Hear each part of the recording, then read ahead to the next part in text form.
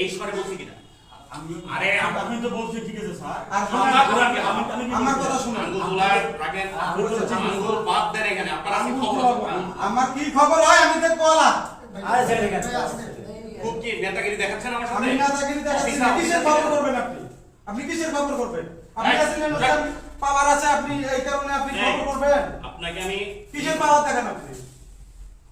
হ্যাঁ? খবর করবেন মানে?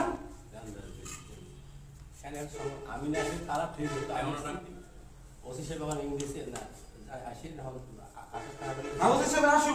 না না ওসি সাহেব যাবে ভাই আমার 7টা ফাইল ছিল, সবার ফাইল চাইলে দিছে, আমার ফাইলটা আটকায় রাখছে। কি ফাইল আপনি? আমার ওই যে ইয়া প্ল্যান। বিসমিল্লাহির রহমানির রহিম। আমি মোহাম্মদ মহিরুদ্দিন মুন্না, আমার বাড়ি ফুলবাড়ি সদর ইউনিয়ন বিদ্যাবাকিশ। আমি গত 6 তারিখে এসিলেন মহোদয়ের কাছে আমার একটি ফাইল বিষয়ে জানার জন্য যাই। ওনার নাম হলো আনোয়ার হোসাইন, এসিলেন্ট ফুলবাড়ি উপজেলা। ফাইলটা আপনি পৌঁছাই। তা যাই হোক, আমি ফাইল জমা করলাম। করার পর প্রতি মাসের 7 তারিখ 8 তারিখ খোঁজ নেই।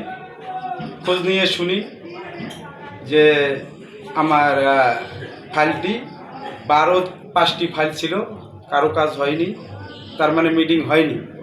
এভাবে দীর্ঘ 5 মাস গত হওয়ার পর আমি আবার ইউনো মহোদয়ের কাছে যাই।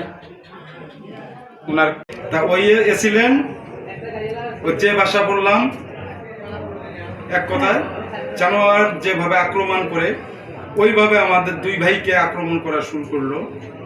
তারপর আমাকে উনি বলল, ওনার পিয়নকে বলল, এই জেল ফাইল নিয়ে আয়। সেটাও আপনার ভিডিও শুনতে পাবেন। উনি বলল যে জেল ফাইল নিয়ে আয়, এনাকে 6 মাস জেল দেওয়া হবে। 2বার তদন্ত করছেন, 2বার উপজেলা ইঞ্জিনিয়ার সাহেবেরা ক্লিয়ারেন্স দিছে, তারপরে ইউনো মহোদয় সিগনেচার করে না।